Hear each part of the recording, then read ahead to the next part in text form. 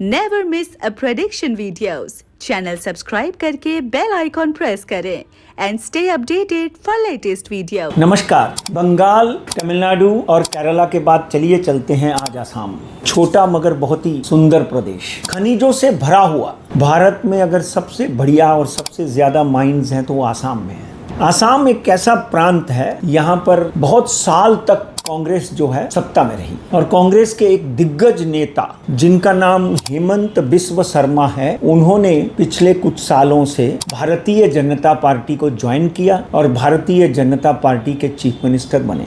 Bharatiya Janata party का नेतृत्व करके, मेहनत करके आगे बढ़े और कांग्रेस की कुछ खामियों की वजह से, कुछ गलतियों की वजह से नाराज हुए होंगे और आगे आने वाले दिनों में ये सीएम बने। अब इनकी कुंडली का सबसे पहले अध्ययन करते हैं, क्योंकि असम जो है इनके इर्द गिर्द घूमता है। दूसरे भी वहाँ नेता हैं, कांग्रेस के जो बाकी नेता हैं, इनके सामने जो लड़की खड़ी है विदिशा नियोग, उसकी भी कुंडली का अध्ययन हमने किया। तो हेमंत शर्मा जी की कुंडली का जब हम अध्ययन करते हैं तो इनका डेट ऑफ बर्थ है 1 फरवरी 1969, दिन शनिवार था। और कुंडली का जब हम अध्ययन करते हैं तो कर्क राशि है, पुनर्वसु नक्षत्र। देखिए, कर्क राशि के कम से कम पूरे विश्व में 30 से 32% लीडर हुए हैं। पंडित जवाहरलाल नेहरू की बात कर लें, इंदिरा जी की बात कर लें, सोनिया जी की बात कर लें और राहुल जी की बात कर लें, कर्क लगन या कर्क राशि होती है और वो इतनी बड़ी उपलब्धियां पाते हैं। आपको जानकर प्रसन्नता होगी, भगवान राम कर्क राशि पुष्य नक्षत्र में उनका जन्म हुआ था। हेमंत बिस्व शर्मा के ऊपर बहुत से आरोप लगे। उनकी धर्मपत्नी के पास 3 पासपोर्ट हैं। बहुत सी लीगल इलीगल बातों के ऊपर आपने देखा, पवन खेड़ा ने बहुत बड़ी प्रेस कॉन्फ्रेंस की, जिससे उनकी छवि को डेफिनेटली कहीं ना कहीं फर्क पड़ा है। मगर जीत अपनी जगह है, आगे क्या होगा वो अपनी जगह है। भारतीय जनता पार्टी क्या डिसीजन लेती है उसका मुझे पता नहीं।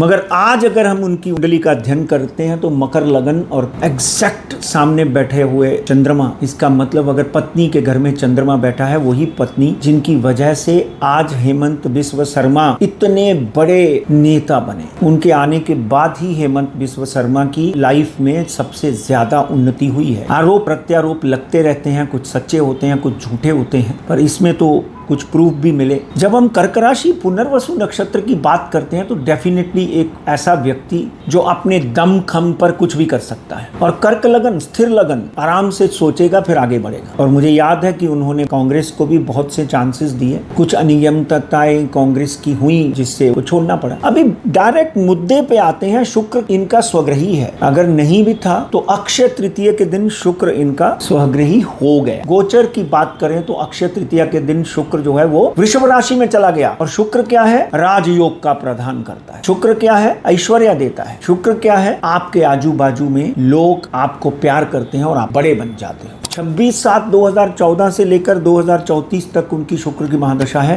और अगर हम 2014 से लेकर आज 2026 तक देख लें तो हेमंत बिस्व शर्मा जो है वो सत्ता में रहे हैं, चाहे कांग्रेस में थे चाहे बीजेपी में थे। आज शुक्र जो है वो स्वग्रही हुआ है, जिसके कारण हेमंत बिस्व शर्मा विदिशा नियोग के सामने जीतते हुए दिखाई देते हैं। अब मुख्यमंत्री बनेंगे या नहीं बनेंगे ये बात की बात है, मगर कुंडली के हिसाब से डेफिनेटली हेमंत बिस्व शर्मा को वापस कुछ एडवाइजेस देने के बाद में, कुछ चैलेंजेस देने के बाद में, कुछ सुझाव देने के बाद में उनको मुख्यमंत्री बनाया जा सकता है, क्योंकि उनका शुक्र अच्छा है, शुक्र की महादशा लगी हुई है। विदिशा नियोग की जब बात करते हैं 7/4/1992, शनि उनका अति उत्तम 12वें घर में मकर राशि में बैठा हुआ है। मगर अभी समय जो है उनका राहु की महादशा चल रही है। राहु की महादशा में आदमी पराक्रम करता है 2009 से लेकर 13/9/2027 तक। तो राहु में ही अभी ऐसे कुछ ग्रह दशा के गोचर बने हुए हैं कि 2027 तक विदिशा नियोग जो है उनको कहीं ना कहीं हार का सामना करना पड़ सकता है। वहां पे कांग्रेस के एक दिग्गज नेता और हैं जिनका नाम है गौरव गोगोई। गौरव गोगोई की कुंडली का जब अध्ययन करते हैं 4 सितंबर 1982, मेष राशि, भाग्य स्थान में शनि मंगल का दोष। देखो, ये लोग जीत तो सकते हैं मगर भारतीय